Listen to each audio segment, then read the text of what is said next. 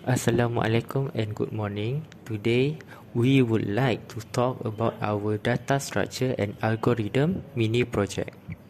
But first thing first, let me introduce you to these amazing members of the group, which is me, Kuwashii Azil Izzuddin, Mohammad Nabil Dzakirin, Adam Zahiruddin, Mohammad Atif Wafiq, and also Mohammad Zahin.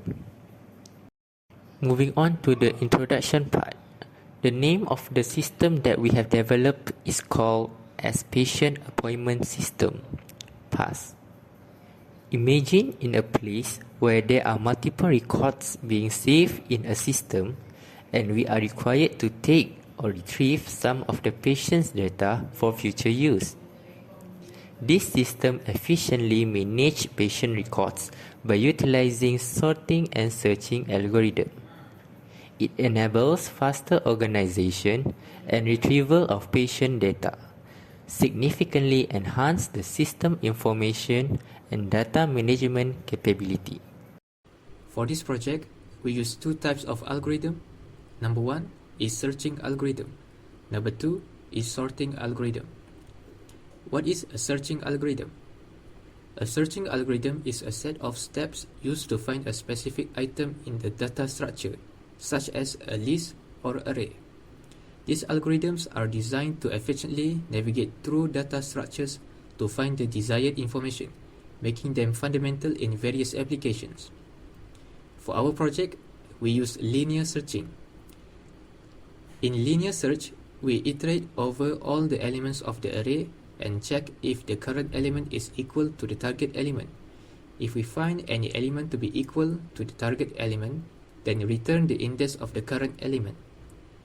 Linear searching is also known as sequential searching. Let's look at the example.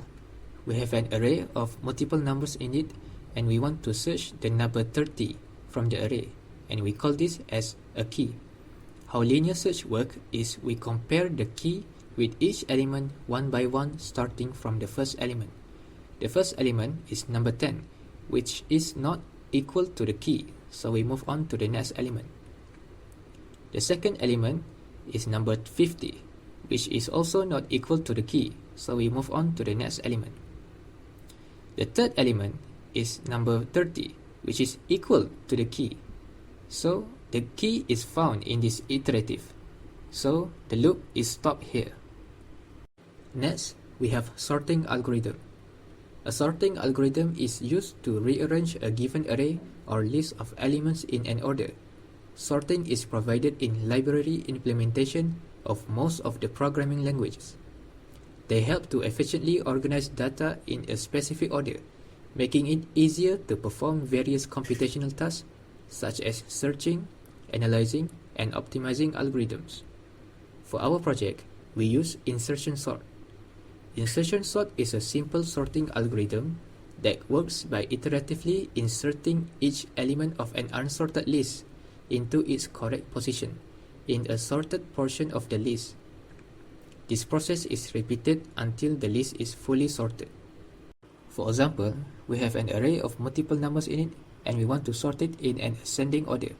In the first iterative, there is no changes happen to the array as there is no elements that we can compare with the first element, so we move on to the second element. In the second iterative, we found out that the second element, which is number 1, is smaller than the previous element, which is number 23, so they swap place with each other and then we move on to the third element. In the third iterative, we found out that the third element, which is number 10, is smaller than the previous element, which is number 23, so they swap place with each other and then we move on to the fourth element. In the fourth iterative, we found out that the fourth element, which is number 5, is smaller than the previous element, which is number 23, so they swap place with each other. The number 5 is also smaller than the second element, which is number 10, so they swap place with each other, and then we move on to the fifth element. In the fifth iterative, we found out that the fifth element is smaller than the previous element, which is number 23, so they swap place with each other. The number 2 is also smaller than the third element, which is number 10, so they swap place with each other. The number 2 is also smaller than the second element, which is number 5. So the swap place with each other, and the array is now completely sorted in an ascending order. Hi, I'm Adam, and I will be explaining the first part of our C++ program. Our C++ program is mainly split into three main files, which are patient.h, which is a header file, main.cpp, and source.cpp. Patient.h is where all the members are created, including their encapsulators, as well as the class for the nodes of the patients. The header file also includes all of the constructors, deconstructors, and the methods used in the program itself. In this program, main.cpp serves as the entry point for execution. It is mostly where the user will see the functionality provided by the patient list class. A switch case is implemented to make the user choose whether they want to add new patients or sort according to name, age, or ID. The default statement is added to make sure invalid inputs are not allowed. Once one case has been chosen and finished running, display menu will be called again to loop in case user wants to do anything else with the program. And now we move on to the source file. In the source file, we have the variables head and count, and it is initialized in the constructor. The head is responsible to keep track of which is the head node, and the count is to keep track of how many objects are there in the array list. The display menu method is only for the menu when the program is running in terminal. The add method allows the addition of a new patient node that will be inserted into the front of the list and increments the count. The display method traverses the linked list and displays all the records by going through all the nodes. The search method will do the same as the display method, but will try to find a matching ID and display only the matching ID if it is found. The sort age method will sort the list in the ascending order of the patient age.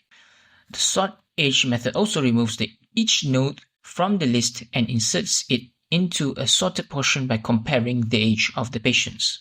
The sort name method will sort the list according to the patient's names in the ascending order, similar to the sort age method, but it compares using the name string instead of the age.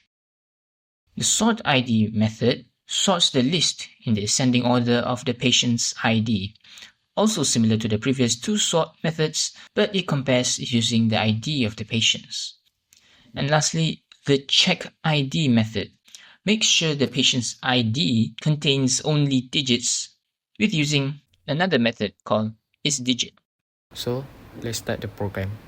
First, I input number 1 for add new patient records, and the patient ID I put John, and it is invalid. It is because only the digit number can input. And then I put the patient name called John, and the age is 21, and the admission date is 12th January 2021, and new patient record was added. And then I add again patient ID 002, patient name Jane, and the age is 19. The admission date is 10 April 2023, and new patient was added. And then I put again patient ID 003, patient name called Dave, and the age is 68, and the admission date is 20 June 2024, and new patient was added. And then I search the patient 001, and it appeared John. And then I search again 003, and it appeared Dave. And then I input 3, and it shows the sorting by age. And then the number 4 is sorting by name, and number 5 is sorting by ID. And then if I want to exit, I input the number 6. Okay guys, thanks for watching. Bye.